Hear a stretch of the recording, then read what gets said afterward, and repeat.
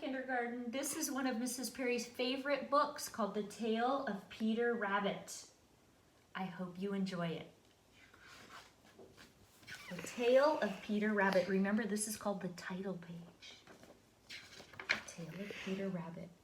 Once upon a time, there were 4 little rabbits, and their names were Flopsy, Mopsy, Cottontail, and Peter. They lived with their mother in a sandbank underneath the root of a very big fir tree. "Now, my dears," said old Mrs. Rabbit one morning, "you may go into the fields or down the lane, but don't go into Mr. McGregor's garden.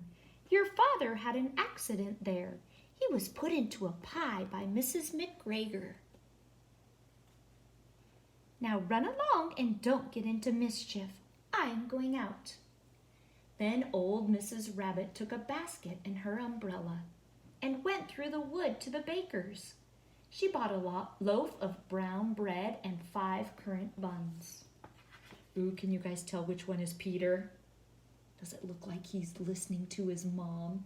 Uh-oh.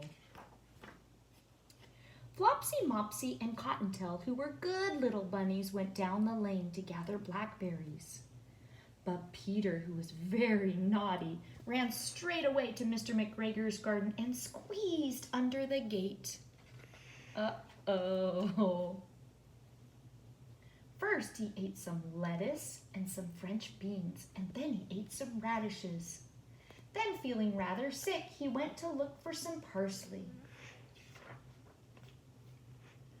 But round the end of the cucumber frame, who should he meet but Mr. McGregor? Mr. McGregor was on his hands and knees planting young cabbages, but he jumped up and ran after Peter, waving a rake and calling out, "Stop, thief!" Peter was most dreadfully frightened.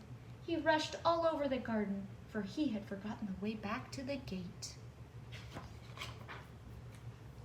He lost one of his shoes among the cabbages, and the other shoe was among the potatoes. After losing his shoes, he ran on 4 legs and went faster. He might have gotten away altogether if he had not unfortunately ran into a gooseberry net and got caught by the large buttons on his jacket. It was a blue jacket with brass buttons, quite new. Peter gave himself up for lost and shed big tears. But his sobs were overheard by some friendly sparrows, who flew to him in great excitement and begged him to try to free himself. Mr. McGregor came up with a sieve, which he intended to pop upon Peter, but Peter wriggled out just in time, leaving his jacket behind him. Peter rushed into the tool shed and jumped into a can.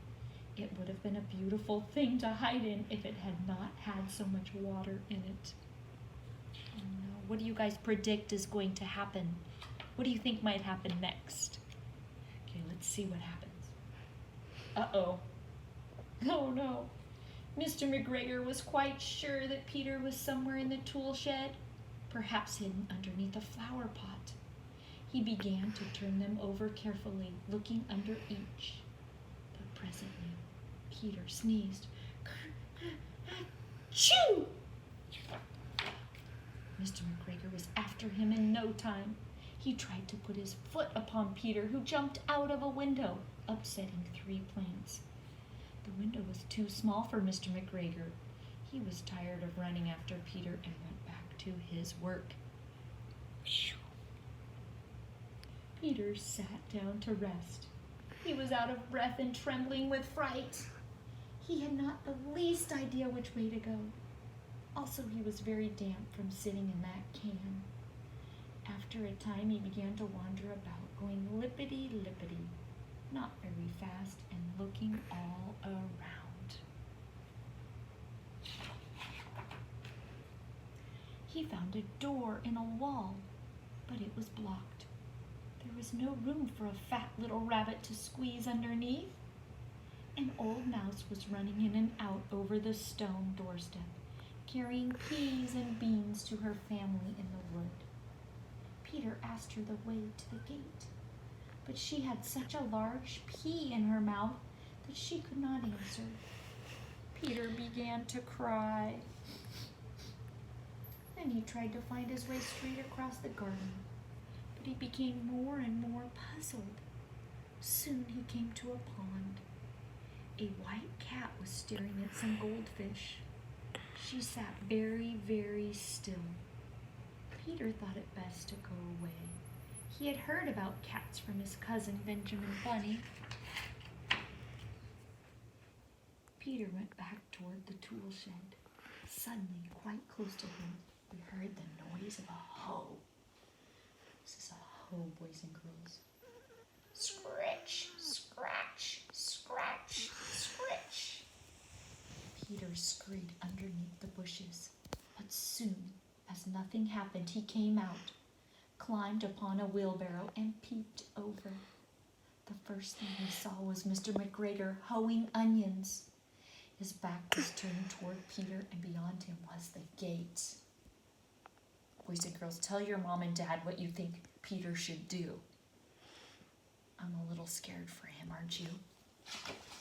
Let's see what happens. Peter got down very quietly off the wheelbarrow and started running as fast as he could along a straight walk behind some black currants bushes. Mr. McGregor caught sight of him at the corner, but Peter did not care. He slipped underneath the gate and was safe at last in the wood outside the garden. Mr. McGregor hung up the little blue jacket and the shoes for a scarecrow to frighten away the blackbirds. Peter never stopped running or looked behind him till he got home to the big fir tree. He was so tired that he flopped down upon the nice soft sand on the floor of the rabbit hole and shut his eyes. His mother was busy cooking. She wondered what he'd done with his clothes. It was the second little jacket and pair of shoes that Peter had lost in a fortnight.